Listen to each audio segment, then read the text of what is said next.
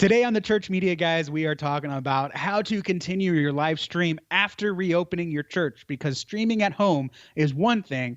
Streaming in the building is another thing. Where do you put the cameras? How do you get the audio going? What if the camera's in the way of people? How does the pastor move around the camera? What if I don't have a camera? We've been using our phone. There are a bunch of questions that we want to answer for you, and that's what we're talking about today. With me, as always, is the amazing, smirt, effortlessly good-looking Dave Curley. Dave, how are you doing today, buddy? I'm doing really good. I'm glad you did that intro because I do them all the time, and I just wanted to put you on the spot. So good job. Yeah, thanks. I totally forgot the here at Church Media Guys. If you've never met us before, we're part of Church Training Academy, where we teach churches and church leaders how to use and exploit technology to further the message and get the gospel out to more people. And if you're watching this for the first time, we're glad to have you here. Be sure to hit the subscribe button and the bell below. That way you get all of our videos. We put out 1 to 2 videos a week, a live show, pro tips. We also put out some bonus stuff where we just got to sit down and chat. So we don't want you to miss any of those because it's all super valuable for your church technology, your stream, your media team, and your community, really, because we're not teaching you just so you can feel good about having a good looking stream. Okay. When you invest your time and resources in a Church Media Guys, you're not investing in yourself. You're not investing in your team. You're not even investing in your church. You are investing in the people that you are going to reach because of the work that you do from what you learn from us. So bravo to you for watching this. Absolutely. Okay. That was okay. That's a good intro, right, Dave? Yeah, no, that was good. That was really good. Now let me do my thing and say welcome to the live stream. Scooter, Jonathan, Christopher, Valentine, Gordon, Luana, Eddie, St. Paul's Lutheran Church, Mark, Joe, Neil, DTM Church, X-Ray Delta, Sujoy, Tommy, and Christ Church. Glad to have you all here on the live stream watching. There's even more people watching, but they're just lurking, and that's okay. You don't have to chat. Glad to have you all here. Yes, we are. Okay, apparently I just wanted to do that because that's the kind of stuff when I'll say something and then you're like, is he done talking? Should I jump in and actually participate? So yeah. There. Well, I'll just keep it going. Question of the day for everyone watching, and something to keep in mind if you're watching this after the fact or listening to it. Has your church reopened? And if not, do you have a date set to reopen? Are you looking at July? Did you open a few weeks ago? I talk to, part of my job is to talk to pastors all over the country, from the East Coast, West Coast, north of the states and south of the states. And I've talked to pastors in Illinois that are not reopening until September, pastors in California that are not reopening until August. I have clients in Texas that they started meeting a couple weeks ago. So it's all over the place depending on your local county's governance and all that stuff. So we want to know, have you reopened yet?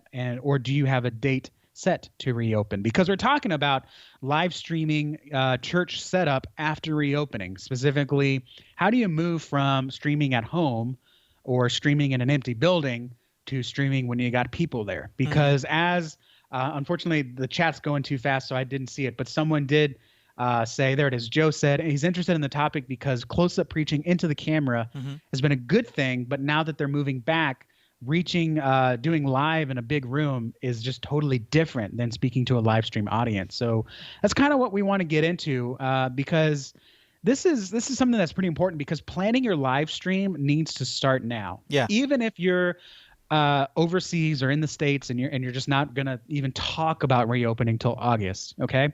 What you don't want to do is say, all right, we're reopening in 2 weeks. Go figure out the live stream. Guess what? 2 weeks is really not enough time unless you've already had some setup, because we get questions in the Church Media Hacks group. The live stream is working really well, but it's our pastor talking in front of the phone. It's a webcam. Where do we put the computer? How much do we need for cameras? Now you got to try to find a camera and get it shipped out in 2 weeks. Plus, the church is paying maybe money to get the AC tuned up, get everything sterilized, put new locks on the doors, right, new signage that's going out. The church is already investing a lot of money in reopening. You need to try to get some of that money for your own investments in church media streaming. If you do it now before you start talking about reopening, it's going to be a lot easier for leadership to say yes, because they're not thinking about the other things that need to happen, right? So you maintain the focus front of mind. And so waiting to make your adjustments is just going to make things more stressful and complicated because you're going to have too fine of a due date. Right. And if you've already reopened, you know what I'm talking about, where you're trying to figure all this out. We got a message on Friday, help, we start Sunday and I don't know what to do with the live stream camera. And we're trying to help her as much as possible, but the back of my mind, I'm saying, why are you asking this now? This should have been asked a week or two ago. Right. And it's probably not her fault. The leadership probably didn't tell her anything until today, because that happens sometimes too. But that's what we're here for. We're here to talk about how to get your live streaming not only set up, but keep it successfully running once you're reopened. So one of the things that we talked about early on, Justin, with folks was in preparation for coming back, a lot of people were like, should we continue live streaming? Should we continue all these extra things that we've been doing, online Bible studies and all that sort of stuff? And you and I both like immediately said, look, this is no longer an either or situation. It's a yes and situation. Yep. Because the reality of the situation is, folks, if you don't know this or not, in your head, okay, if it helps you compartmentalize things appropriately, think of the COVID-19 thing as a potential extended flu season, okay? Because I think until we figure out a way to eradicate this, and maybe we do, maybe we don't, maybe we basically have these injections that we take that are like flu shots that basically, take care, hopefully, of you this season and you won't get it or whatever. I don't know. Time's gonna tell with something like this. But if you think of it like an extended flu season, just expect that around November, December, numbers will start kind of going up, and some people are going to start staying home a little bit more. We've been back at our church for about 3-ish weeks, I think. I think this will be our 4th week. And we've been doing a multi-campus type setup where we have the people that are potentially medically compromised or medically sensitive. We've got them in the fellowship hall. We've got that locked off. It's the way our building is. We were actually able to keep them completely cordoned off from the main concourse, which is really cool. And then we've got our youth room that we've been using, and then we've got our main sanctuary we've been using.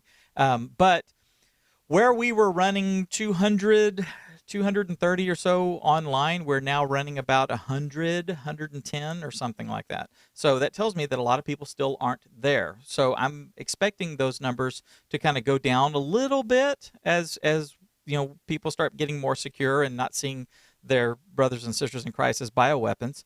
And as that happens, we're going to sort of level out in the wherever, the 60, 70, 80 range or something like that. But then later in the year, I expect some people will be like, okay, I'm going to stay out for a little while longer. So the things that you've been learning, the things that you've been doing in this season where we've been going straight into a virtual church type thing, looking at the camera, talking directly to the camera, having someone moderate the chat, things like that, you need to continue doing that. There's just, you just do. It's as simple as that. Put that in your head. Don't say it's hard. Don't give me any excuses. We're here to share the gospel and change people's lives. So do what it takes to do that. It's really that simple. Nut up and do it. Now, practicality is that a lot of pastors are trained and used to doing their speaking to an audience, a live audience, a group of people sitting around a room. In our case, we're like, I don't know, we got like 180-degree viewing. So, we've got people over here, we've got people over here, and then like everywhere in between and stuff. And so our pastor has gotten used to his routine of talking and then looking over here into this section and then finishing the thought over here looking at this section, et cetera, and getting into that routine. And right now he's working really diligently on adding the camera, which is in the back of the room. It takes practice. And if you just practicality wise, if you have a system already in place where you use like tally lights, or you can use tally lights, that is a really good practical way to remind your pastor that the camera is there, because when he sees that red light little box or whatever on top of the camera that says this camera is live, that'll be a visual cue. If you've got an advanced system that uses the tally lights and the tally light system, then he'll be able to see that this one over here is yellow, which means it's coming up next. So I'm talking to this one because it's red, and then as soon as I see that one, go from being red to this one over here going to, I'll know to immediately go to that one, and he can build that routine. And it takes practice, and it may be that your pastor needs to go in there with you and just, give announcements, do a talk, do an extemporaneous talk, do something like that, where he gets used to standing there or sitting there or roaming the stage or whatever, and adding that extra person, which is the camera, into the routine. Okay. If you don't have one, here's something real practical, Justin. I got so many people in my life, it's ridiculous. So I'm going to call you Fred. So Fred, we have we've moved our camera from the balcony. We've moved it down onto the floor. We actually built, I'll show you real quick. We used this time to build this platform. That's in progress, but we removed a couple of pews, shortened them, and have put that in place. And now our main camera person is down on the floor, and they're giving a straight-on view. It's the way we have it. Basically, when the pastor is on the stage, he's able to look directly into it, not up, not down, not nothing. And so that is a new thing because now it's actually right in front of him. So he can see it. And then I've told her, we don't have a tally system, but I told her that if you have noticed, and I said, your job is to not be looking around the room to see what's going on or to be looking over the camera at the pastor. Your job is to be looking at that monitor on there and making sure that everything's going on in there. If you notice he hasn't looked back at you after, 3 or 4 minutes, wave your hand. Do that and point at the camera. She said, well, I don't want to disturb people. I said, who's your audience? The people sitting around you? No, that's what the sound people, that's the audience for the sound people and the guys running ProPresenter. That's their audience. Your audience is the people that are sitting there looking at their phone. And if he's not connecting with them, it's your job to remind him to connect with them. And the pastor will appreciate it. So do that, and he'll get used to it. So that's just that's just a little bit of practicality there for you guys. Yeah, DTM Church asked a good question. He said, should they invest? Well, I mean, he said the recommendation to have, he or she, I don't know if it's he or she, the recommendation to have the live stream audience see your face closer to have the connection with the audience is a great tip. Should we invest in a better camera to improve the image?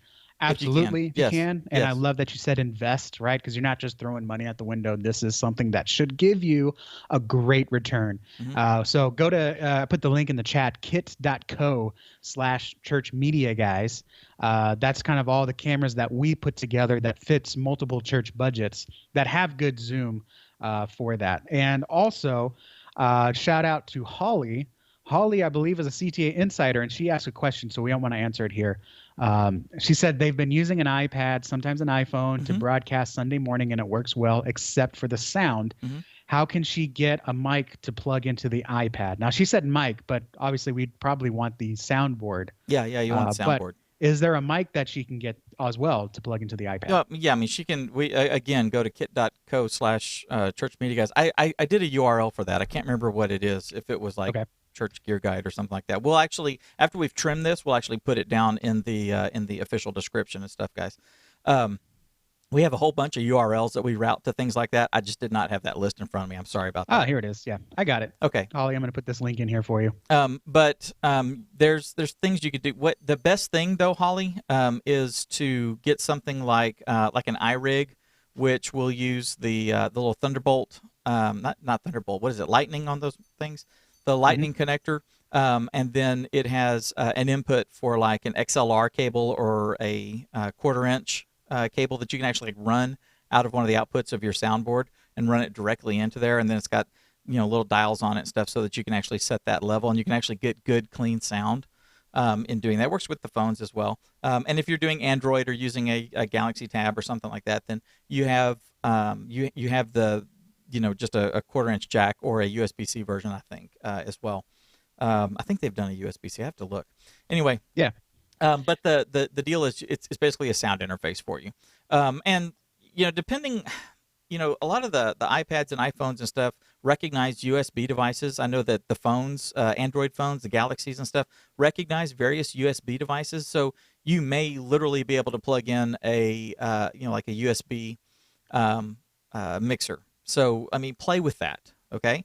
I'm actually thinking about getting like a Galaxy Tab or something like that, just so that I can, do some of that testing with stuff like that. And Justin, you have iPads, right? Yeah. Yeah, so we can get some of that figured out for you guys.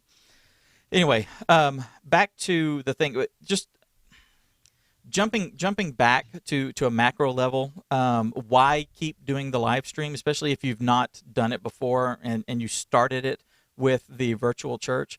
People say, won't people be skipping church for the comfort of home streaming and stuff like that? Some of them will, but that's really irrelevant. You have to remember, and I know, and they go, well, then they won't give. Well, then do online giving.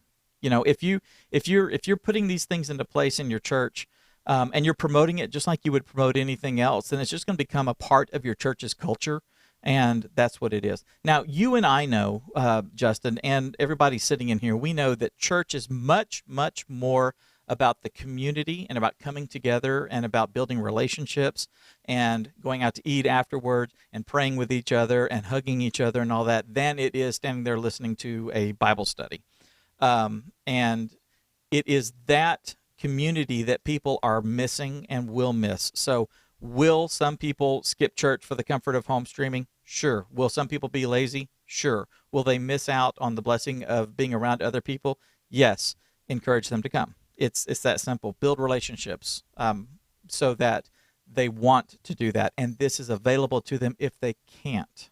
Okay, that's what we're looking to do. The entire idea behind doing live streaming is to provide for the people who can't be here. And right now, and for the foreseeable future, we need to make sure that our people that are stuck at home, our elderly people, our people that are in nursing homes, the ones that we go and visit once a week, all of them are still able to plug in as best as possible to the things that are going on and the culture and peeping the vibe as much as they can to a Sunday morning service, and then the other things that are happening during the week, the women's Bible study, the men's Bible study, youth group, all that sort of stuff.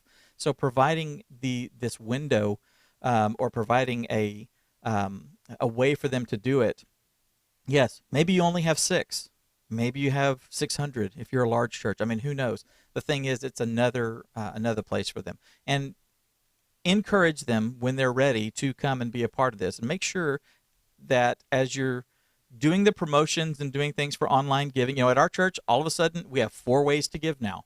We've got texting, we've got online giving, we've got a drop box if you don't want to do that, and we've got boxes in the in the entrances to the sanctuary where you can drop your offering. So I mean, we're hitting it, and you can mail it. I mean, we're hitting it from a whole bunch of different angles, and we're making that a part of our service, a part of our thing. Remember, there's 4 ways that you can give. So, take advantage of ones. If you've not set up online, et cetera, et cetera. And it's the same thing for coming together for a Bible study. We're going to be doing the Bible study here, and if you can't make it, then go live. Otherwise, we'll see you there. We want to see you there, and encourage people. Speaking of giving, I just want to share a story. Please. I have a client that is predominantly an older congregation, lives in an older area, and they just started online giving when this all started. And I found out later that one of the reasons they wanted to do online giving was because malicious people were wising up to the fact that people were mailing checks to the church and dropping off money for the church.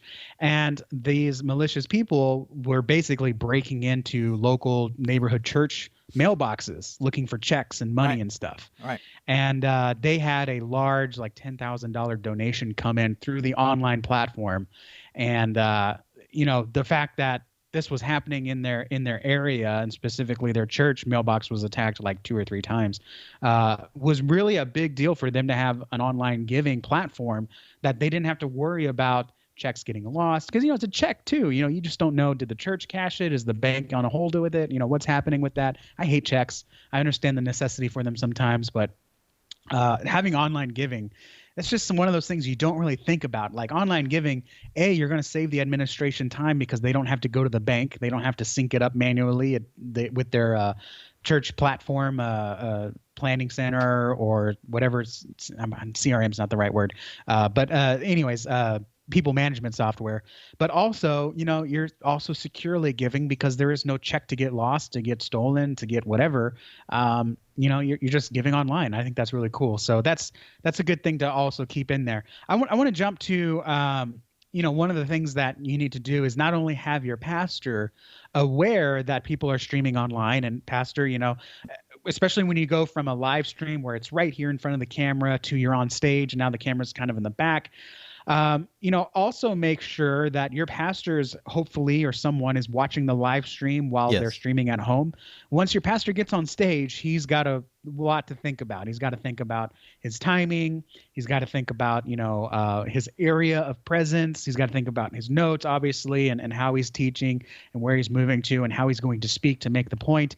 So he's going to lose the ability to monitor the live stream chat and monitor the people that are watching and obviously reply to comments. So if you don't have anyone that's monitoring your live chat right now, go find them right now and train them up and get them practicing on, just like Chris is doing right now, a fantastic job in the chat, just like I try to do when Dave's talking, answering questions in the chat. Make sure that you have an avenue for people to be watching someone, at least one person, an online host, an online engagement volunteer, whatever you want to call them. Get them in the chat and get them getting comfortable saying, "Hey, Bob, where are you watching from? Glad you're here, Glinda.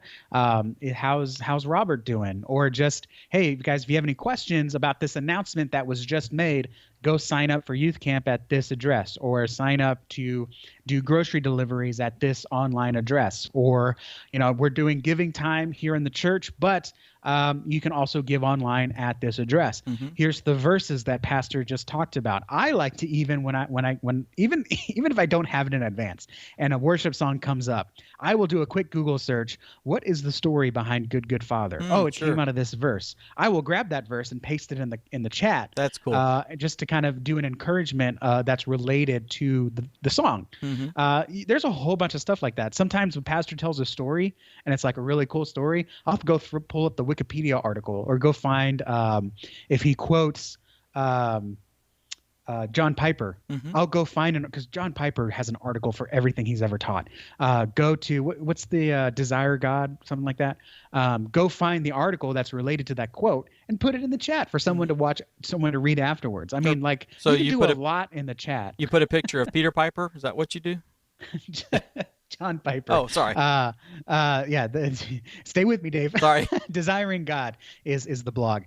So you could do a whole bunch of stuff to keep people engaged and keep them watching the chat, because I mean, I hate to say it, you go watching other people's live chat, I mean, it's so boring. But why do these influencers and people that are popular, they literally sit there with no makeup on, they got thousands of people, and they're just reading the chat, sitting there like this with no good light, and they got thousands of people watching because it's a conversation, it's a dialogue. That's exactly. And you don't want to lose that because the pastor's 50 feet away from the camera, and someone else can be doing that on behalf of the church. And that thing is part of helping to build that community that you lack, that connection, that physical connection that we lack because you are online. So you can actually help do that. Now, here's one of the things that I've seen just in doing ours. A lot of the older people, they either don't pay attention to the chat. They will look in there and go, "Hey, Billie Jean is here. Good morning, church family," and that's it. That's all they'll ever do. And so sometimes you have to engage them to try to pull some of that out. And I've tried that, and I've tried that. And they're either playing this and doing other things, doing the dishes or doing something like that, or they are just full screen, staring at the screen and looking at their Bible and completely engaged as if they were sitting there, or they think it's rude to do it because you don't whisper in church and you don't pass notes and stuff, so we're not going to do that here. They still don't understand the that this is normal for online. Yeah. Ricci actually just asked that in the chat. Yeah. Wouldn't that distract the audience from what is being preached? No. The answer is no. We drive and text now. We drive and talk on the phone now. Pastor puts up a image on the platform to help illustrate a point. We put CCLI licensing at the end of our slides. There are dozens of people around us that can easily distract us, but we stay on point. So no, I would say it's not a distraction. It's a supplement. And Yeah. not only that, it's optional, right? Me personally, I love, and this is where I just got the ideas because it's me personally. I love seeing the verses and the stories Mhm. behind, like the story behind It Is Well. Holy cow.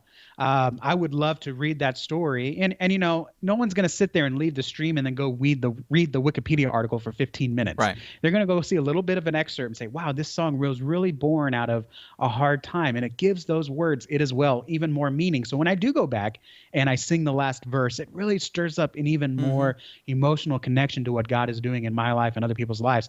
And some people won't read it at all. And that's okay. Again, it's completely optional. You give the verse and that just supplements what the pastor's saying. Same way the presentation slides do. So it's not a distraction. It is a supplement. One thing that you need to understand, and this is something that that Justin and I talk about when we're learning from others in the secular circle, because what we do, and maybe we say this sometimes, and I don't know if it really resonates. What we're doing right now, like literally right this second, me and Justin doing a live show. I've got friends. He and I have friends who do this with business owners. So they do a live streaming show and they talk about live streaming your business and ideas about how to market your business and do things like that online. We've got a friend with big orange hair who does this, talking about social media and doing social media. The data and stuff, the research and marketing strategies using social media and stuff. They do that. And what's happening in every channel but your church is that these people are doing a live show. They're engaging with their audience. They're building a relationship as best we can through this camera lens. And they're engaging in the chat. People are asking questions like you guys are asking, and we're answering them as directly as we can, as quickly as we can. Assuming that they stay within the topic. They're doing that. And one of the things that a lot of people, and I've said this before, a lot of us, a lot of you guys, pastors, worship leaders, media people, there's a disconnect. And there's some sort of a mental block. We're a church. And apparently that puts this wall between you and the rest of reality out there online. And you need to tear that wall down, because you're a church, which means what? You're a 501c3 nonprofit like Kiwanis International, like the Rotary Club, like the Lodge, like the Women's Band Boosters. So you're a 501c3. Okay. You're a nonprofit organization. You're a private membership. You're a country club. You're just like any of the other organizations that are out there. Yours just has a religious focus to it, and you actually try to, reach people and change their lives and present the gospel and stuff. But you're still an organization. You still have income coming in. You still have payroll. You still have weekly meetings. You still have business meetings. You still have all this other kind of stuff. So you're not different. You're different in your message, and in the fact that people actually genuinely love each other in there. But you're really not different than any other organization. You're not different than me and Justin, who are selling a membership to, private coaching and private training organization called Church Training Academy. You're not different than us. So go watch these people.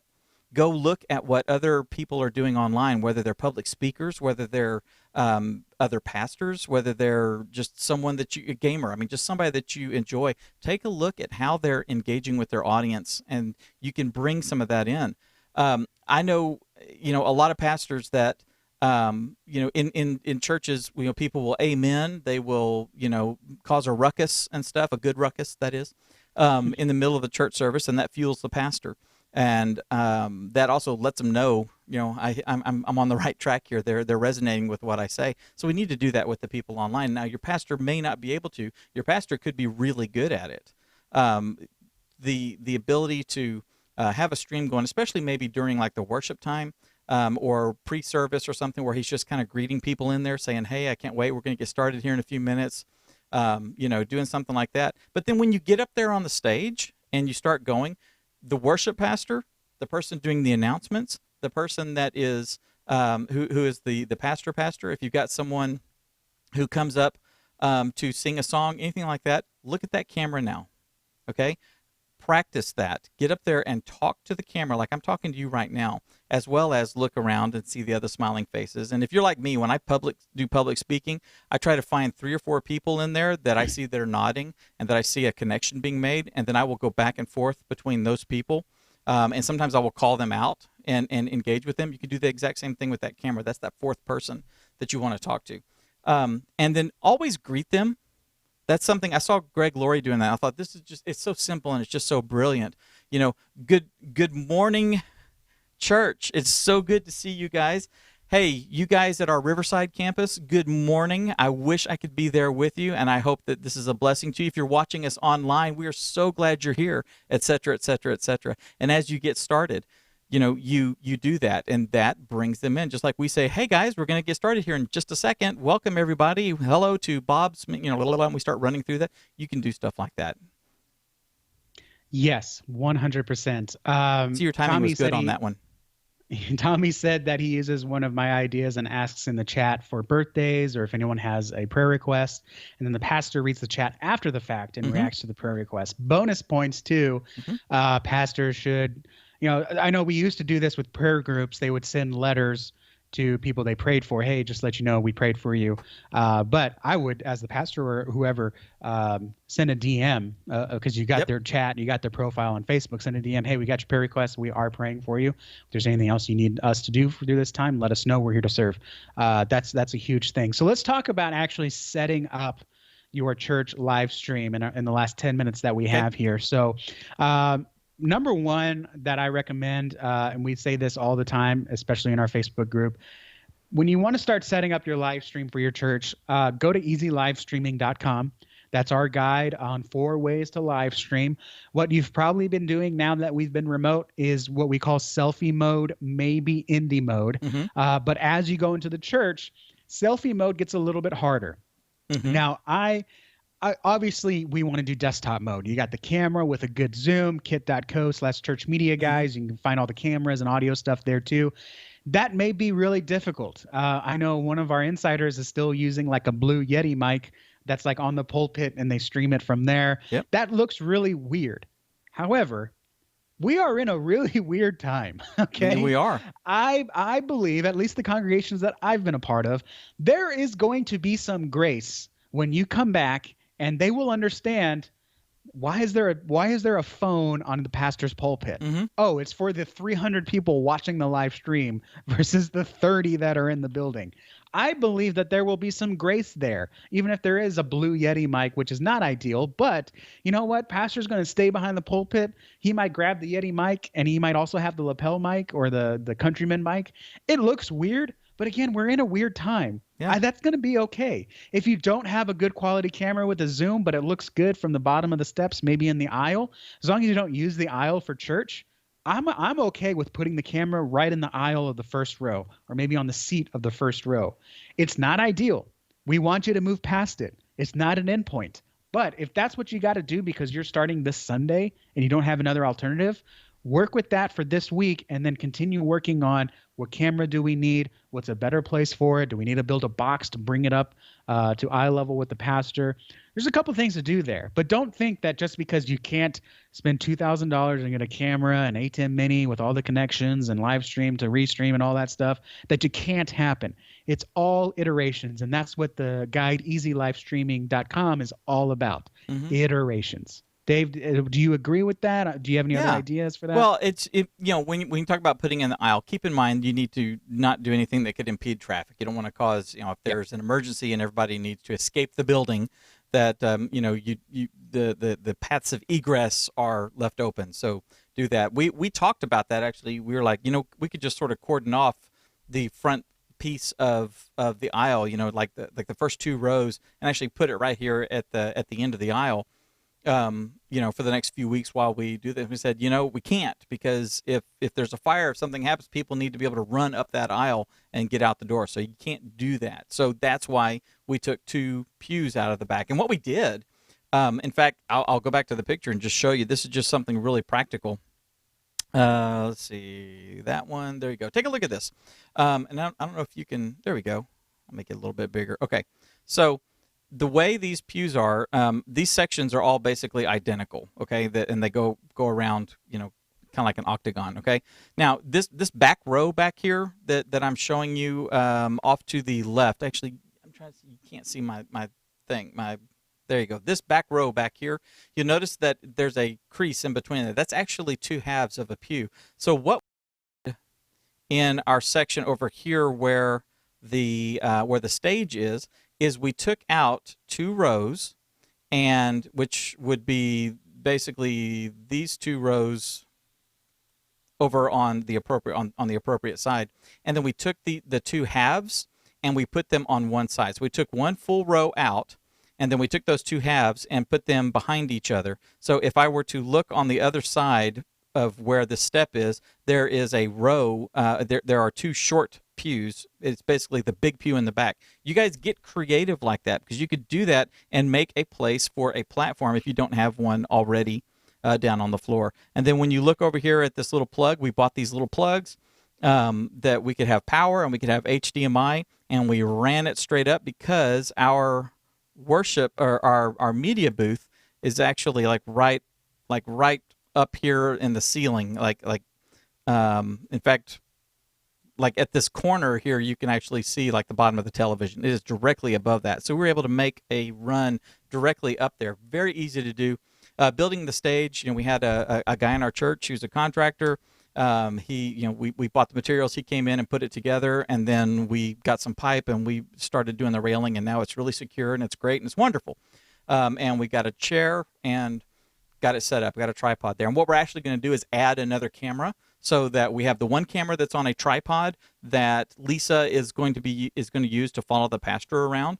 And then the other one is going to be seated right next to, actually clamped onto the same tripod. And it's going to be a wide shot of the stage. So I can go back and forth between those two, so that she's not having to like zoom up slow or zoom up fast and be herky-jerky and stuff.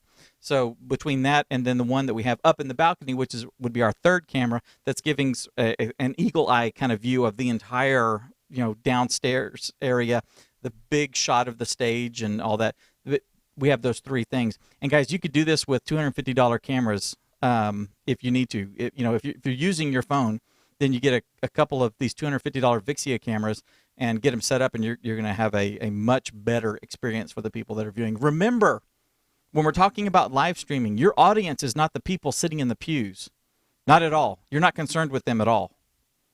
Okay, and they shouldn't be concerned with you. And if you have to have a talk with somebody that says, I don't like the camera being in the middle of the pews or something like that, you say, well, you can sit over there. Because I'm not here to minister to you. I'm here to minister to Miss Jones, who's in a nursing home, who we bought an iPad for so that she could watch the sermon. That's who I'm concerned with, seeing well. Yeah. If you have a hard time seeing because all of a sudden your favorite chair in the place has a tripod in front of it, then move over to the next aisle. And if you need to, let your pastor. Yeah. So maybe don't don't be harsh and brash about it. Gwendolyn, don't tell Dave that. Maybe go talk to the pastor, who has a little bit more bedside manner than Dave. No, and here's the deal. I'm talking to you guys because I want you to have the attitude. I want and I'm being brash and I'm being harsh so that you get the attitude. I'm trying to make the point that the people in that room are not your audience. If you're doing the pro presenter, if you're the one who's running the pro presenter and playing the videos and playing the slides and stuff like that, your audience is the people that are in that room, as well as the people online. But you're working the projector. You're trying to make sure that the experience, if you're the lighting person, your audience is the people that are in that room. You're trying to create the worship environment for Miss Jones sitting in the pew, okay? If you're running a camera, if you're doing a live stream, if you're directing the live stream, the people in that room, they're a prop to you. They really are. They're a prop to you. They're part of your show. They're the applause, okay? They're the laughter, okay? The person that you are serving is the person on the other end, and that is who your focus needs to be on, is presenting for them. And that's why you should be smart enough and bold enough to say, Pastor, I need you to look at the camera. The people on the live stream need to connect with you. So I need you to work on looking at the camera. You have to have the boldness to do that. Let me put it a different way. you are responsible for the people watching online. Not in a pastoral sense, but essentially you are the online shepherd if you're running the live stream. Yep. If someone says, I don't like the camera here, why do we need a live stream? Why do we need to spend $50 on a cable that will go from the audio board to the phone? Mm-hmm. It's your responsibility to speak up for your live stream audience. The buck may not stop with you, but you need to be on the path to make sure that you're protecting their experience and their, I mean, there's a lot of ways that church can go wrong because of people, and we always joke, church would be a lot better if there wasn't for the people, but you're gonna have to kind of stand your ground, and that's part of what we do in CTA Insiders. We have a lot of people ask us questions. How do I convince pastor to do this? How do I make sure that we can do a remote funeral service? And I told them in our recording of our CTA to our CTA Insider, I said, the online experience is going to start and stop with you. If someone makes changes and you don't know about it, that could affect the online audience, and you're going to take the blame for it, and you're going to have to deal with the repercussions of it. Not the pastor who made the change, not the volunteer who made the change, not the sound guy who decided to show up 5 minutes before and not give you a practice or test time. You're going to get the brunt of it. And in a way, your live stream audience gets the brunt of it as well, because they lose the experience that you've built up and worked so hard. So don't be so quick to roll over. Do it tactfully, push back tactfully, yes. And stand up for the dozens or hundreds of people that are watching online. They have a voice too, but they're not there. So you have to be their voice for that. Absolutely. I'm going to put some links in the chat here. So St. Paul Lutheran Church, kind of got to the next point before I could. He said, this is a topic I want to, or she, I don't know. I always default to the masculine. Don't be offended. This is a topic I want to learn more about. We have not opened chat yet, but this is something we're going to start. I love that you're going to do some chat stuff. Gordon said, they ask in the chat if anyone has any prayer requests that would like to be included in service, and then the pastor prays for those prayer requests as they come in. I think that's fantastic. I love that. As we're getting closer to reopening, whether that's closer, it's still in 3 months, or closer and it's in a couple of weeks, you need to start preparing for this stuff now. You need to start getting to the church. Absolutely. And take your time, because let me tell you, 1 day a week at the church for the next 3 months is incredibly better for your health, your sanity, your family, your mentality, and your church than trying to go up to the church every night because you're opening this week and you have not figured out what you're going to do with your live stream setup. Yep. I'm going to put a few links in the chat here. A link to our video we did over software, a video we did over hardware, a video we did over audio and lighting. The equipment is kit.co/churchmedia, guys. That's going to have all the equipment and stuff that we talk about. All of that will be in the description as well.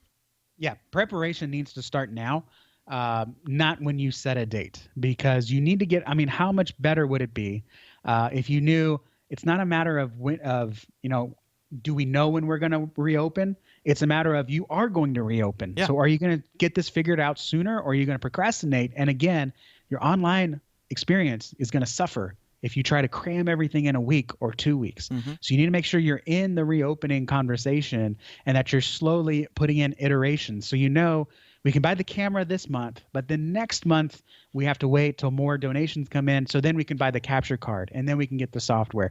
It is easier for your church than, hey guys, I need $2,000 before we reopen. Never mind the $2,000 cleaning fee and the $200 AC unit fee and all the other precautions that we have to do, the $1,000 for sanitation setups and all this new signage that we have going on.